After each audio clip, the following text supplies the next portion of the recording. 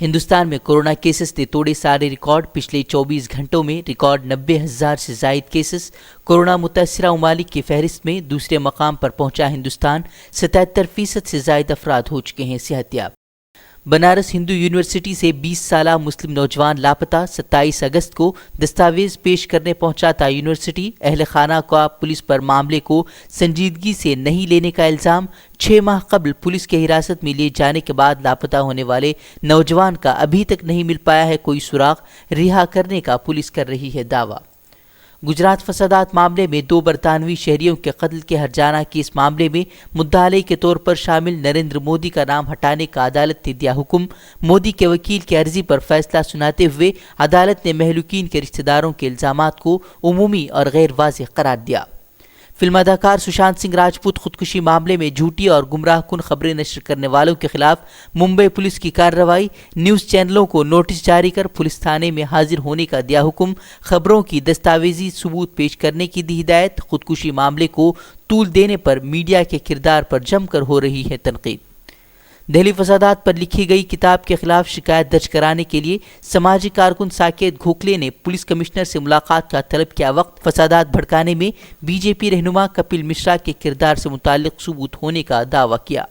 ہند چین کے مابین بریگیڈیئر سطح کی بات چیت ایک بار پھر رہی بے نتیجہ۔ دونوں ممالک کے مابین کشیدگی میں اضافے کے بعد فوج الرٹ پر۔ گزشتہ دن چین نے سرحدی کشیدگی کے لیے ہندوستان کو ہی ٹھہرایا تھا ذمہ دار۔ 1 انچ زمین بھی نہیں دینے کی دی تھی دھمکی۔ مودی حکومت کی ناکامی پر راہل گاندھی کا پھر مودی پر وار۔ لکھا، ہر غلط دوڑ میں آگے ہو چکا ہے ہندوستان۔ مودی حکومت بحران سے نکالنے کے بجائے شتر مرغ کی چل رہی ہے چال۔ 5 ماہ بعد ملک کے 4 شہروں میں شروع ہوئی میٹرو خدمات۔ دہلی میں یلو لائن پر دوڑی پہلی ٹرین۔ ماسک اور سماجی دوری کا خیال رکھنا لازمی۔ مہاراشٹر کے وزیر اعلیٰ ادھو ٹھاکرے کے گھر کو بم سے اڑانے کی دھمکی۔ انڈر ورلڈ ڈان داؤد ابراہیم کے نام سے آئے تھے 4 کال۔ رہائش گاہ کے آس پاس سیکیورٹی میں کیا گیا اضافہ۔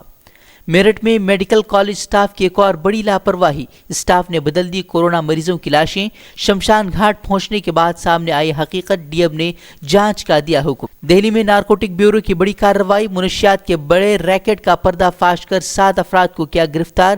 قریب 48 کروڑ کی منشیات ضبط۔